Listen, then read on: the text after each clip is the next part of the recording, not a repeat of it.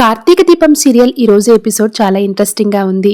దీప కార్తీకుల పెళ్లి రోజును చెరగొట్టడానికి ప్లాన్ చేస్తుంది జ్యోత్స్న. అందుకోసం తనని కార్తీక్ గుడికి తీసుకుని వెళ్లాలని పట్టుబడుతుంది. ఇక జ్యోత్స్నకి సుమిత్ర కూడా సపోర్ట్ చేస్తుంది. ఇక అప్పుడు దశరథ్ గుడికి దీపను కూడా తీసుకుని వెళ్ళండి, వాళ్ళది పెళ్లి రోజు కదా, వాళ్ళ కూడా అర్చన చేయించుకుంటారని చెప్తూ ఉంటాడు. ఆ మాటకి జ్యోత్స్న ఒక్కసారిగా షాక్ అవుతుంది. ముగ్గురు వెళ్ళకూడదని చెప్పారు కదా అని జ్యోత్స్న అనగానే నేను కూడా వస్తానని అంటుంది పారు.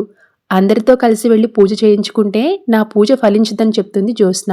ఇక అప్పుడు సుమిత్ర, ఒరే కార్తీక్, నువ్వు జ్యోత్స్న ఒక్కదాన్నే తీసుకుని వెళ్ళు అని చెప్పడంతో ఇక కార్తీక్ ఒప్పుకుంటాడు. ఇక జ్యోత్స్న తన ప్లాన్ వర్కౌట్ అయినందుకు హ్యాపీగా ఫీల్ అవుతూ ఉంటే దీని వ్యవహారం చూస్తుంటే ఏదో తేడాగా ఉందని పారు అనుమానం పడుతూ ఉంటుంది.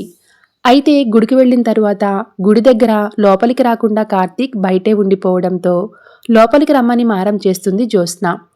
ఇక కార్తీక్కి ఎంత చెప్పినా కూడా లోపలికి రాకపోవడంతో నిన్ను ఎలా రప్పించాలో నాకు బాగా తెలుసు బావా అని లోపలికి వెళ్ళిపోతుంది జ్యోత్స్న. ఇక జ్యోత్స్న గుడిలోకి వెళ్ళి పూజారి గారితోటి, ఈరోజు నా పెళ్లి రోజు పూజారి గారు, అభిషేకం చేయించుకోవాలని వచ్చాను, కానీ మా ఆయన నా మీద అలిగి బయటే ఉండిపోయాడు అని చెప్తూ ఉంటుంది.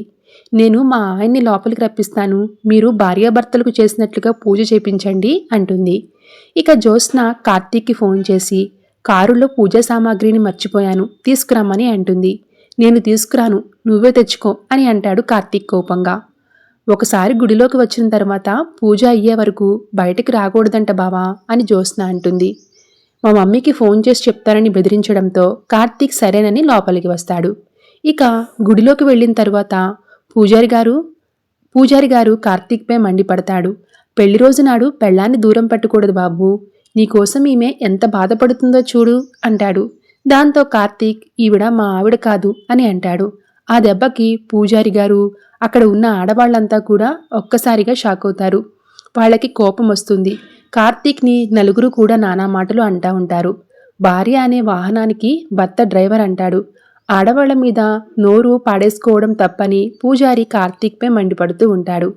ఆవిడ నా భార్య కాదు పూజారి గారు, నా భార్య అయితే మెడలో తాళి ఉండాలి కదా, తాళి చూపించమనండి అని చెప్పడంతో జ్యోత్స్న ఒక్కసారిగా షాక్ అవుతుంది. ఇక అప్పుడు పూజారి కూడా అనుమానం వచ్చి జ్యోత్స్నని, నీ భర్త ఎవరు అని పూజారి అడగగా, అది నేను చెప్తాను అంటూ పారు ఎంట్రీ ఇస్తుంది. ఇక పారు ఎంట్రీ చూసి జ్యోత్స్న ఒక్కసారిగా అవాక్కవుతుంది. ఇక వెంటనే దీపను పిలుస్తుంది. పారు దీపని చూడగానే జ్యోత్స్న షాక్ అవుతుంది. చూడండి పూజారి గారు, ఈవిడే నా సతీమణి, ఈవిడి పేరు దీప అని కార్తీక్ చెప్పడంతో పూజారి ఒక్కసారిగా అవాక్కవుతాడు. ఇలాంటి అబద్ధాలు చోటు చేసుకుంటాయని నేను వచ్చానని పారు చెప్తుంది. ఆ దెబ్బకి జ్యోత్స్నకి సపోర్ట్ చేసిన అమ్మలక్కలంతా కూడా పారిపోతారు. ఇక కార్తీక్ దీప కలిసి గుడిలో ప్రదక్షిణలు చేస్తారు. దీప కార్తీక్ నుదుటిపై బొట్టు పెట్టడం చూసి జ్యోత్స్న రగిలిపోతూ ఉంటుంది. ఆ తరువాత దీప కార్తీక్ ఆశీర్వాదం తీసుకుంటారు. ఇక మరోవైపు ఇంట్లో పారు దీప కనిపించకపోవడంతో ఎక్కడా అని అడుగుతాడు శివనారాయణ. ఈరోజు కార్తీక్ దీపాళ్ల పెళ్లి రోజు కావడంతో దీపని తీసుకుని గుడికి వెళ్ళిందని శివనారాయణకి చెప్తుంది సుమిత్ర. జ్యోత్స్న తన వెంట ఎవరిని రావద్దని చెప్పింది కదా, పారిజాతం దీపను కూడా ఆ గుడికే తీసుకుని వెళ్తే గొడవ చేస్తుంది అని అంటాడు శివనారాయణ. ఈ మధ్య మీ పిన్నిలో వచ్చిన మార్పు చూసి ఆనందపడాలో అనుమానపడాలో అర్థం కావట్లేదు అని అంటూ ఉంటాడు. మనుషులు ఎప్పుడూ ఒకేలా ఉండరు కదా, దీపని అత్తయ్యగారు ఎప్పుడూ మనిషిలానే చూడలేదు, మాట్లాడితే కొట్టినట్లుగా ఉండేది, కానీ తనని ఇప్పుడు సొంత మనవరాలుగా చూసుకుంటున్నారు అని చెప్తూ ఉంటుంది సుమిత్ర. కార్తీక్ ఏదో మాయ చేసినట్లు ఉన్నాడని దశరథ్ మనసులో అనుకుంటూ ఉంటాడు. ఇక శివనారాయణ కొడుక్కి సారీ చెప్తాడు. మీరు వీరునామా మార్చి రాయించినందుకు నిన్ను నానా మాటలు అన్నాను కదరా, 15 నెలలు టైం పెట్టినప్పుడే నీకు ఏదో అయ్యింది అనుకున్నాను, కానీ జ్యోత్స్నలో వస్తున్న మార్పును చూసి నువ్వు చేసింది సరైన పని అనిపిస్తుంది. పెళ్లి త్వరగా జరగాలని దేవుళ్లకు మొక్కుకుంటుంది. ఇప్పుడు నా మనవరాలు మీ పిన్ని కూడా నాకు నచ్చుతున్నారు అని చెప్తూ ఉంటాడు శివనారాయణ. ఆ దేవుడు మనల్ని చల్లగా చూస్తున్నాడు, మనకి మంచి రోజులు మొదలయ్యాయి అని చెప్తూ ఉంటాడు. ఇక మరోవైపు తన ప్లాన్ మొత్తం పాడు చేశావంటూ పారిజాతంపై మండిపడుతూ ఉంటుంది జ్యోత్స్న. మెడలో తాళిబొట్టు లేదు, పాపిట్లో పొట్టు లేదు, కాలికి మెట్టెలు లేవు, నీకు పెళ్ళయింది అంటే పూజారి గారు ఎలా నమ్మారు అని నిలదీస్తుంది పారు. ఆడుకునే వయసులో బావని చూపించి నీ మొగుడు వాడే అని చెప్పారు. అప్పుడు ఏం చూసి బావే నా భర్తని చెప్పావు అని అడుగుతూ ఉంటుంది. దీప కాపురంలో నిప్పులు పోయొద్దని వార్నింగ్ ఇస్తుంది పారు.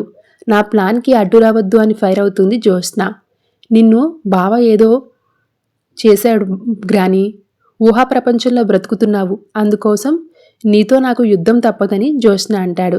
ఒక అడ్రస్ లేని దానికోసం సొంత మనవరాలికి అన్యాయం చేస్తావా అని పారుపై ఫైర్ అవుతుంది జ్యోత్స్న. ఆ మాటతో పారు సీరియస్ అవుతుంది. అసలు దీప ఎవరో తెలుసా అని చెప్పబోతూ ఉండగా దాసు మాటలు గుర్తొచ్చి పారిజాతం ఆగిపోతుంది. అయితే నాతో తలపడతానంటావా అని జ్యోత్స్న అడగ్గా సమరానికి సై అంటుంది పారు. ఓం మనవరాలి చేతిలో ఓడిపోయిన నానమ్మగా మిగిలిపోతావని చెప్తుంది జ్యోత్స్న.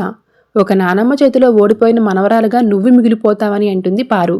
ఇక మరోవైపు జ్యోత్స్నకు ఎంత ధైర్యం ఉంటే నిన్ను తన భర్త అని చెప్పుకుంటుందని జ్యోత్స్నపై సీరియస్ అవుతుంది దీప. మేము రావడం కొంచెం ఆలస్యమైతే జ్యోత్స్నకి నీకు అర్చన చేసేవాళ్ళని దీప అంటుంది. మీ అమ్మ వల్లే వచ్చానని కార్తీక్ చెప్పగా జ్యోత్స్న మా అమ్మకి బలహీనత అయిపోయింది బావా, ఇక మా అమ్మ మాత్రం ఏం చేస్తుంది అని నచ్చ చెప్తూ ఉంటుంది దీప. Thanks for watching.